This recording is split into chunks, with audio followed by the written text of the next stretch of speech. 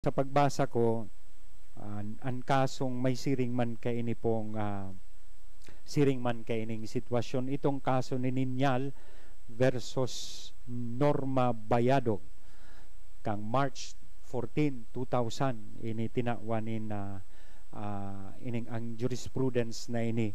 So na arog man kaini na sulalaki had a subsisting marriage at the time he began cohabiting with another woman, kaya he could not have married ining sa iyang second wife legally, as he had legal impediment to marry her. Thus the marriage is void for lack of marriage license. Ang issue digdi sa satuyang hapot, so kaypuhan pa ba? Sabi ni Sita, dahil naman kaypuhan ngeta, nagsaro na kami. So, pero null and void, so sa indang marriage, sabi, kang Supreme Court digdi sa pinag-cite kong kaso, dahil tada isindanin marriage for lack of marriage license. So, mapadagos po kita mga katiwala pagkatapos sa giraray, nagkaperang komersyal, asin pagirumdom. Diyan lang po kamo. Balik po kita digdi sa satuyang programang serbisyong legal. So, natapos na lang diskutiron itong manungod sa divorce. So, ngunyan, sa tuya na ipapadagos sa tuyang diskusyon, gusto ko pong i-discuss digdi ta inisaro kan mga hapot na naresibita digdi sa tuyang programa, asin siring kan sa kuya pong ipinangako, ipinapanuga sa indo na kada may hapot, tawanin do ako nindikit na panahon tanganing pag-adalan ini, asin sa tuya ining ididiskutir digdi sa tuyang programa. Kaya nga ni ining programang ini ang ngaran ka ini serbisyong legal. So ta ini ang naghihinguwa sa paagikan programang ini kan sa tuyang istasyon digdi sa Radio Veritas asin TV na maka-extender nin serbisyong legal, lalong-lalo na duman sa satuyang mga tugang na nakaka-inkwentro nin mga kadipisilan asin problema sa indang sitwasyon. Interesting na maray ini, maski ako kang binasa ko ining hapot na ini, interesting na maray, tagarinaging sabihon ko, komplikado sa indang buhay. So, pero totoo man ang gadining na-experiensyahan, asin kadakla na beses inian mga sitwasyon na naiinkwentro ta, asin ano ang dapat na maging disposition ta, asin ano ang tigsasabi kan lay manunungod kay ni sa tuya. Tanganing malinawan, bako sa na ini pong nagpadara kay ning hapot, kundi pati itong sa tuyang mga nagaantabay digdi sa radyo, nagaantabay digdi sa TV. So, sa sakuya pong sadit na kaaraman, asin kakayahan, gusto ko pong simbagon ining siring na kahaputan.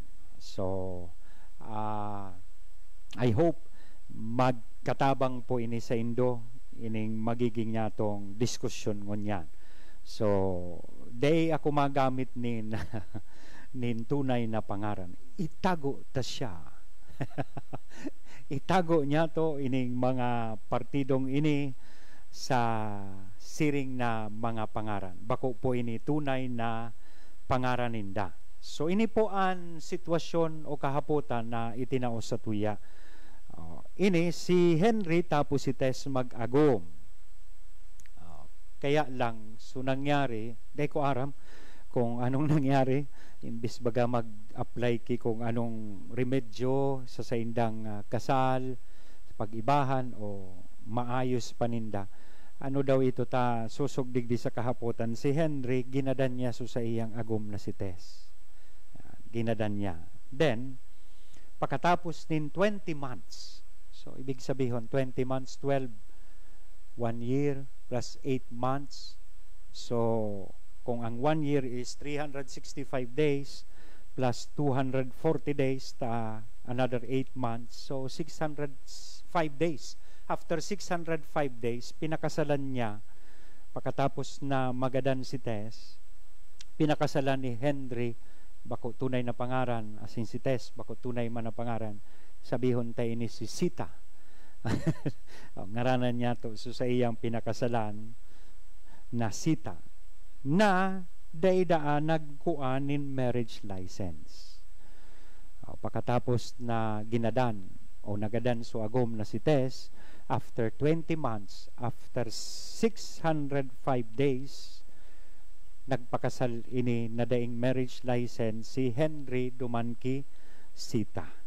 Now, pagkatapos na magadan man ini si Henry, mga aki ni Henry Kites, ibig sabihin sa first marriage, nag-file ki action to declare his second marriage with Sita void.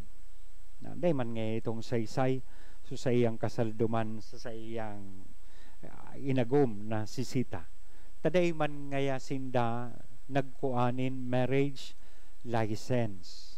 Ngunyan, ang contention man kay ni Sita, so ikaduwang agom, Sita, susugdig di sa sitwasyon na itinao sa tuya, contended that there was no need for a marriage license since sabi niya, haloy na ngaya kaming nag-ibahan, more than 5 years na kaming nag-ibahan, kaining sa kuyang agom na si Henry.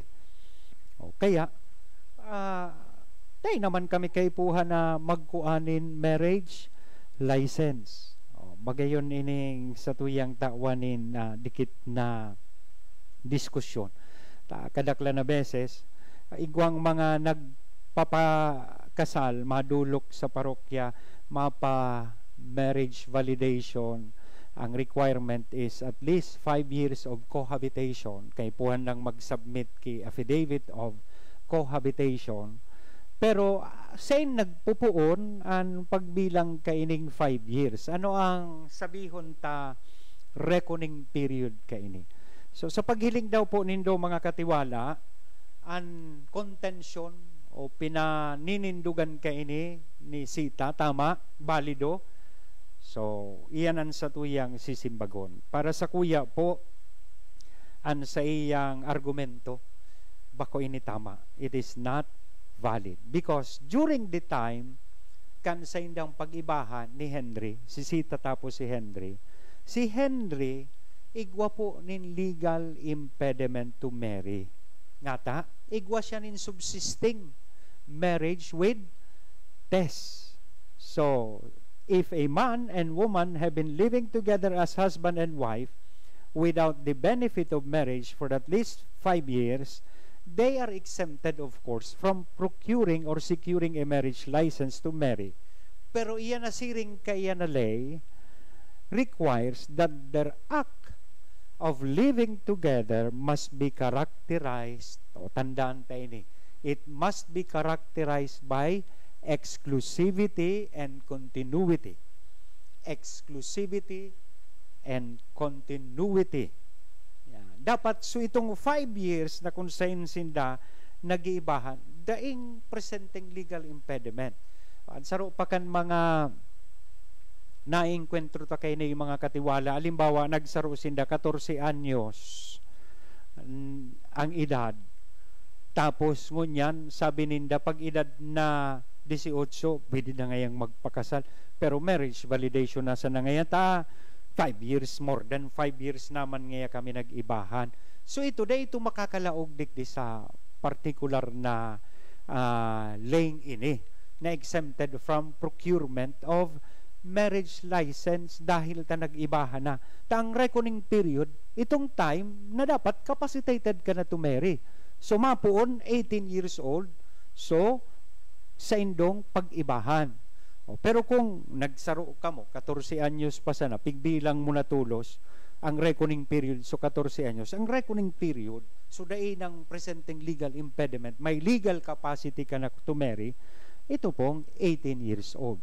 Ining sitwasyon na ining sa tuyang pinagdidiskutir, may agum, may legal impediment si Henry, kaya dahil pa man siya pwede magpakasal kisita.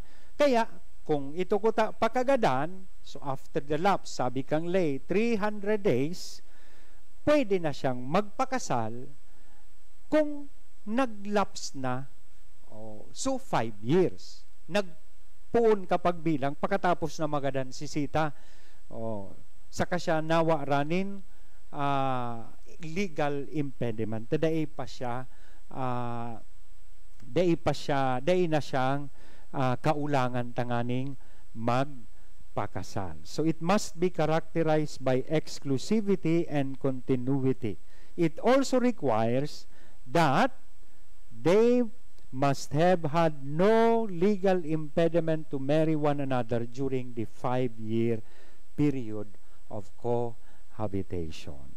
So immediately before the day of the marriage, immediately before the day of the marriage. So dapat dainin legal impediment. Otherwise, araman niya to padagos. Otherwise, if the 5-year period is computed without any distinction as to whether they were capacitated or not to marry, the law then would allow immorality.